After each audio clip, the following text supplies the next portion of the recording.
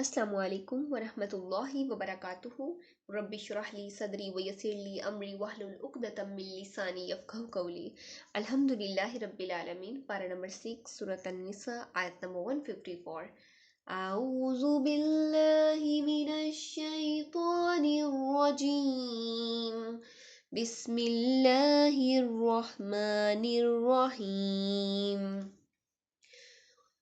وَرَفَعْنَا فَوْقَهُمُ الطُّورَ بِمِيثَاقِهِمْ وَقُلْنَا لَهُمُ ادْخُلُوا الْبَابَ سُجَّدًا وَقُلْنَا لَهُمْ لَا تَعْدُوا فِي السَّبْتِ وَأَخَذْنَا مِنْهُمْ مِيثَاقًا غَلِيظًا، اور ہم نے ان سے پختہ عہد لینے کی وجہ سے ان پر پہاڑ کو اٹھایا، اور ہم نے ان سے کہا کہ دروازے میں سجدہ کرتے ہوئے داخل ہو جاؤ، اور ہم نے ان سے کہا کہ ہفتے کے دن میں تم زیادتی نہ کرو، اور ہم نے ان سے انتہائی مضبوط عہد لیا تھا۔ یہاں پر اللہ رب العزت فرماتے ہیں کہ ہم نے ان سے عہد لینے کے لیے طور کو ان کے اوپر اٹھا لیا، اور ہم نے ان سے کہا کہ سجدہ شکر کرتے ہوئے اس دروازے میں داخل ہو، اور ہم نے ان سے کہا کہ ہفتے کے دن حد سے آگے نہ بڑھنا۔ ہم نے ان سے یہ پختہ عہد لیا تھا۔ شریعت تورات کے ساتھ یہود کی سرکشی اور عناد، اللہ رب العزت نے یہود کی باقی سرکشی اور جہالتوں کو بیان فرمایا ہے۔ ان میں ایک جہالت اور سرکشی اس موقع پر ہوئی جب ان کے سروں کے اوپر پہاڑ یعنی کہ طور پہاڑ کو اٹھا لیا گیا، اور اس میں دو قول ہیں۔ ایک قول یہ ہے کہ اس سے یہ عہد لیا گیا کہ وہ دین سے نہ پھریں گے، لیکن وہ دین سے پھرے تو اللہ رب العزت نے کہا کہ یہ طور پہاڑ ان کے اوپر جب اٹھا لیا گیا تو انہوں نے اس خوف سے کہ یہ ہمارے اوپر نہ کہیں گر جائے، تو انہوں نے وہ عہد قبول کر لیا کہ ٹھیک ہے ہم دین سے نہیں پھریں گے، ہم تورات کو قبول کریں گے، صرف خوف سے۔ تو دوسری جہالت اور سرکشی کا اللہ رب العزت نے یہ ذکر فرمایا ہے کہ ہم نے کہا کہ سجدہ شکر کرتے ہوئے جانا، یعنی کہ جو یہود تھے وہ اللہ رب العزت نے کہا کہ جب شہر میں داخل ہو تو جھکتے ہوئے عاجزی کے ساتھ سجدہ کرتے ہوئے جانا۔ اب انہوں نے کیا کیا کہ کوہنوں کے بل وہ اس دروازے سے گزرے، انہوں نے یہاں پر بھی اللہ رب العزت کی سرکشی کی۔ اس کی تفسیر سورۃ البقرہ میں گزر چکی ہے۔ یہاں پر ہم یہ بھی دیکھتے ہیں کہ اللہ رب العزت نے انہیں ہفتے کے دن شکار کرنے سے منع فرمایا تھا، اور روزگار کی تلاش اصول معاش کے لیے ہفتے کے دن اللہ رب العزت نے منع فرمایا تھا کہ کوئی کام نہیں کرنا، صرف اور صرف عبادت میں وقت گزارنا ہے۔ پھر انہوں نے کس طرح مچھلیوں کا شکار کیا، یہ تمام کی تمام تفصیلات آپ کو سورۃ البقرہ میں مل جائیں گی۔ آیت نمبر 155، فَبِمَا نَقْضِهِم مِّيثَاقَهُمْ وَكُفْرِهِم بِآيَاتِ اللَّهِ وَقَتْلِهِمُ الْأَنبِيَاءَ بِغَيْرِ حَقٍّ وَقَوْلِهِمْ قُلُوبُنَا غُلْفٌ بل طبع اللہ علیہا بکفرہم فلا یؤمنوا الا قلیلا۔ چنانچہ ان کے پختہ عہد توڑنے اور اللہ رب العزت کی آیات کا کفر کرنے اور پیغمبروں کو ناحق قتل کرنے اور یہ کہنے کہ ہمارے تو دل غلافوں میں ہیں، بلکہ ان کے کفر کرنے کی وجہ سے اللہ رب العزت نے ان کے دلوں پر مہر لگا دی ہے۔ ان میں بہت ہی کم لوگ ایمان لاتے ہیں۔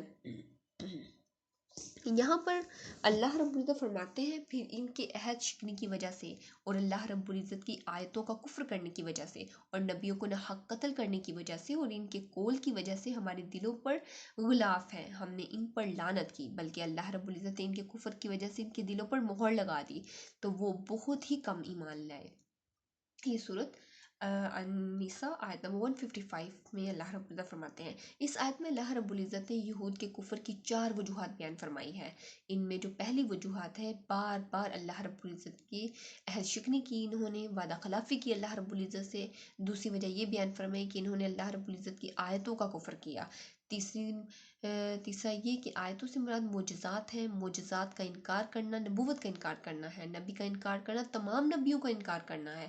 اور تیسری وجہ یہ ہے کہ وہ انبیاء کا ناحق قتل کرتے تھے، یعنی کہ جو اللہ رب العزت کے دین کا پیغام پہنچاتے تھے، انبیاء پہنچانے کے لیے آتے تھے، اسے قتل کر دیتے تھے۔ ناحق کے لفظ کو بطور تاکید ذکر فرمایا ہے کیونکہ نبی کو قتل کرنا ہوتا ہی نہ حق ہے. دیکھیے وہ حق لے کے آتے ہیں، اور یہ لوگ جب ایک نبی کو جو حق لے کے آیا ہے اسے قتل کرتے ہیں تو یہ اس کے ریلیونٹ اللہ رب العزت نے بیان فرمایا. اور چوتھی وجہ یہ ہے کہ ان کا یہ قول کہ ہمارے دلوں پر غلاف ہے، یعنی ہمارے دلوں پر پردہ پڑا ہوا ہے. یہاں پر اللہ رب العزت فرماتے ہیں ان کے جو دلوں پہ پردہ ہے وہ اللہ رب العزت نے ان کے دلوں پر مہر لگا دی ہے. اور انہوں نے کہا کہ جس چیز کی آپ دعوت دے رہے ہیں اس پر ہمارے دلوں میں پردہ پڑا ہے، اور ہمارے کانوں میں بوجھ ہے، اور ہمارے اور آپ کے درمیان پردہ ہے. اللہ رب العزت فرمایا بلکہ اللہ رب العزت نے ان کے کفر کی وجہ سے ان کے دلوں پر مہر لگا دی ہے. یعنی یہ کہتے ہیں کہ ہمارے دلوں پر غلاف ہے اور اس کی بات ہم تک نہیں پہنچتی. یہ بات نہیں ہے، بلکہ اللہ رب العزت نے ان کے دلوں پر مہر لگا دی ہے. اب کوئی بھی نیکی کی چیز اللہ رب العزت کی وجہ سے، یعنی کہ اللہ رب العزت ان کے دلوں تک پہنچنے نہیں دیتے، کیونکہ یہ اسٹرگل نہیں کرتے اس چیز کو سننے کے لیے، یہ کوشش نہیں کرتے، یہ کفر میں بڑھتے ہی چلے جا رہے ہیں.